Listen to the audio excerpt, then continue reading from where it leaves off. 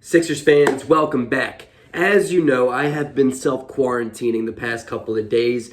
I'm feeling much better, so thank you. But I've been self-quarantining, and that means I have a lot of free time on my hands. And what have I done with that free time? I've been really productive, right? No, absolutely not. I have been scouring NBA Twitter, and we need to talk, Sixers fans. We need to talk. Like the video, subscribe to the channel, join the family, the community. I'm almost at 1,000. Get me to 1,000. S'il vous plaît.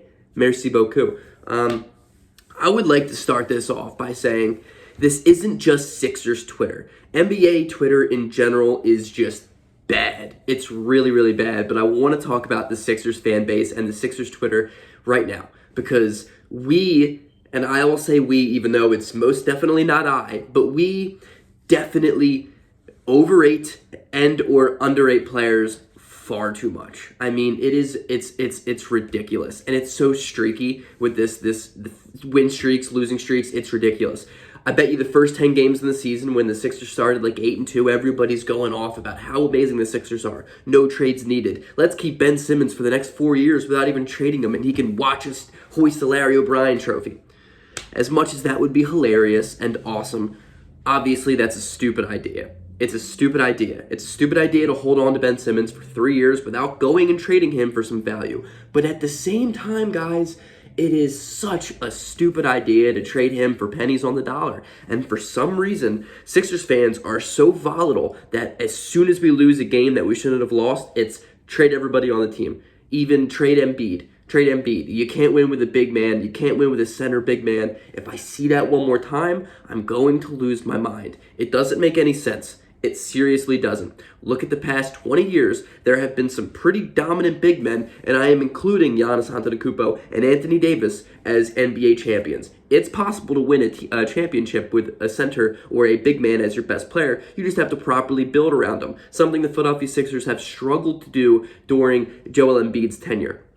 But I would love to talk about, just sit down and just spew out some things that I have read over Twitter and the internet in general that is just asinine. And I want to talk about it. And it starts off with Tobias Harris. Look, it pains me to say, but I am very aware of how bad he's been this year. I have been vocal about it. I've been very adamant about it on my Twitter page as well. I understand he has not been good. I know.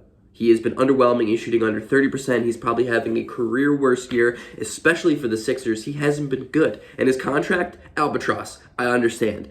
But this morning, I saw a tweet that I had to tweet back to because I was like, dude, you're an idiot. You're an idiot.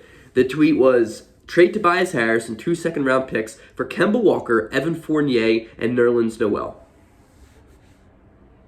Dude, first of all, what the hell is that fixing at all? I mean, absolutely nothing. Tobias Harris is better than all 3 of those players. And when it comes to contracts, Kemba's contract is bad, not as bad. And Evan Fournier has 4 years, $17 million a year on his contract. Who the hell would go out and get Evan Fournier for that type of money?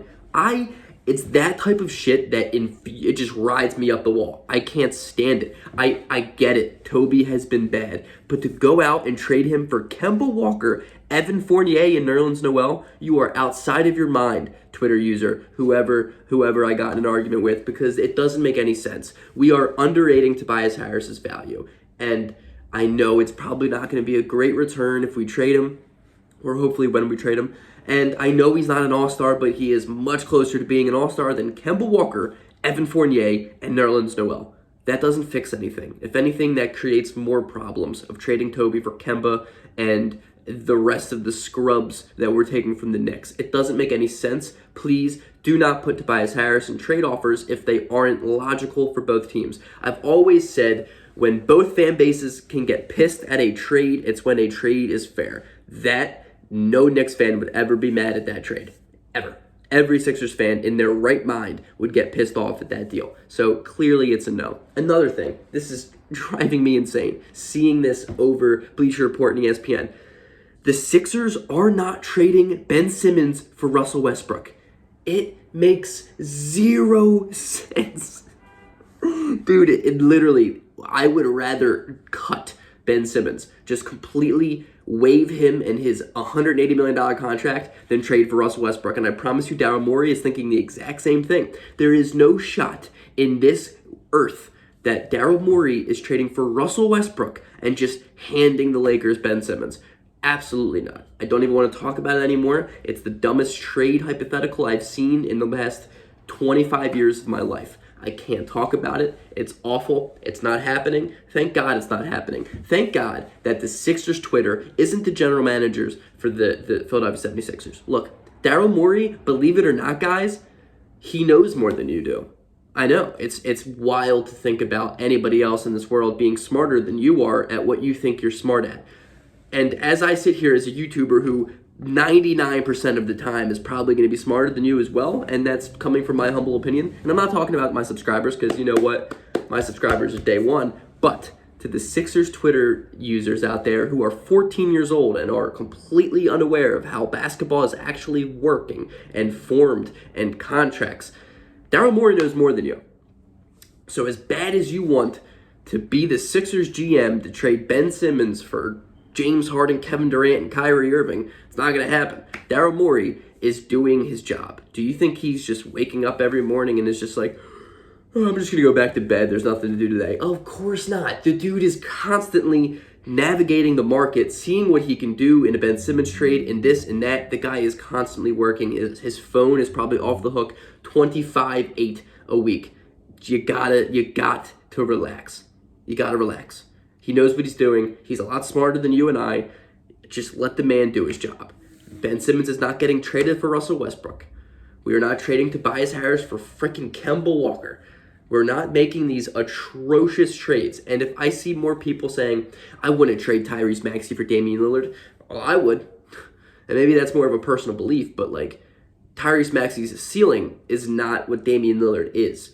Therefore, it's simple. I'm making a Ben Simmons, Tyrese Maxey trade for Damian Lillard 10 days out of the week. It doesn't make any sense to me. The Sixers fan base is constantly overrating these young players and underrating these players that have been on our team for a couple of years now. It's like you guys don't care about winning. You care about constantly changing and turning over the roster. That doesn't lead to success. I hate to break it to you. Look what happens when we tried to do that with the Elton Brand era of Jimmy Butler and losing him and trading him and doing this and doing that and getting Al Horford and Josh Richardson. It didn't work. It didn't work. If we kept the team the way it is back in the day, we probably would have been much better. But that's not what we did. You got to relax. I know it's hard sometimes because the Sixers suck, but trading Ben Simmons for Russell Westbrook solves nothing. Trading Tobias Harris for Kemba Walker makes us substantially worse. I hate to break it to you guys, but that's facts. Peace.